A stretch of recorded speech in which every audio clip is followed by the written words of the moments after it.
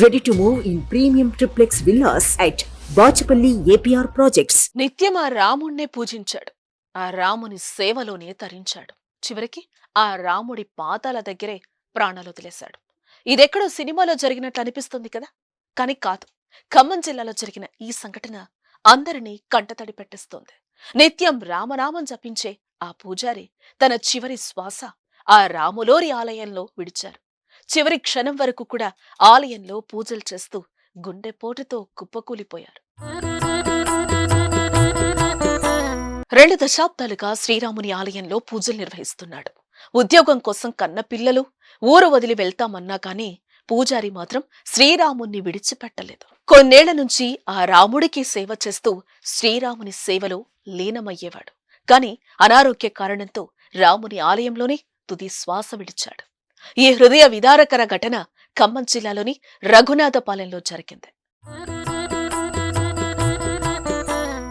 ఏన్కూరు మండలం నాచారం గ్రామానికి చెందిన నల్లాన్ చక్రవర్తుల ప్రభాకరాచార్యులు వేపకుంట్ల గ్రామస్తుల కోరిక మేరకు 2 దశాబ్దాలుగా గ్రామంలోని శ్రీరామాలయంలో పూజారిగా పనిచేస్తున్నారు. ఎంఏ డిగ్రీ పట్టా పొందిన ప్రభాకరాచార్యులు గ్రామంలో ఇల్లు కట్టుకుని స్థిర నివాసం ఏర్పాటు చేసుకున్నారు. ఆయన భార్య 2 ఏళ్ల క్రితం మృతి చెందారు.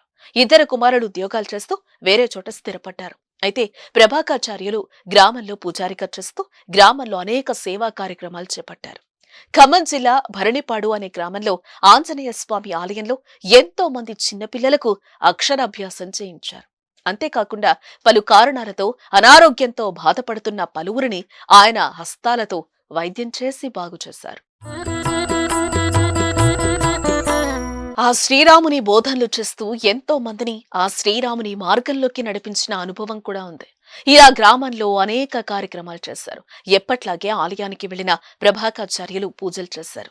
రామనామం జపిస్తూ ఒక్కసారిగా గుండెపోటొచ్చి స్వామివారి పాదాల చింత ఆయన మృతి చెందడంపై గ్రామస్తులు కన్నీరు మున్నీరుగా విలపిస్తున్నారు. ప్రభాకరాచార్యులు మృతి చెందే సమయానికి కూడా ఆయన ఆ శ్రీరాముని సేవే చేశారని గ్రామస్తులు చెప్తున్నారు.